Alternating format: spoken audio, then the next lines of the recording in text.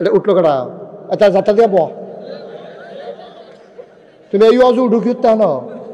তা মনে করছো অন্য হুজুর সিফা দিয়া বইয়া থাহ মানুষের খেরাতে ফেরে যে গেতেছে বয়াতে উঠালাইতেছে তে উঠে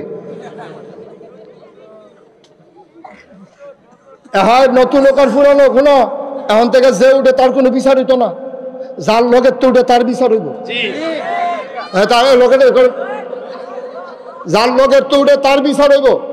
ওখান থেকে কেউ যে উঠবে তার বিষয় তত তো বুঝে না তো বুঝতে কোনো উঠলো না ওই তার না বুঝে তার না লোকের থেকে বুঝবে সে উঠে কেমনি রাস্তা দিয়ে হতাই নেবে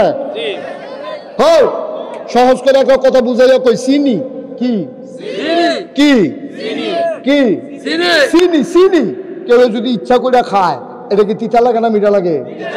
আচ্ছা তে চিনি বুঝছে না এটা যে চিনি তারে তে কইছে কুদুর চিনি খাও না না না না না তা আরেকবার কয় ধরা খাও না না না খেতাম না এই ধরে তারে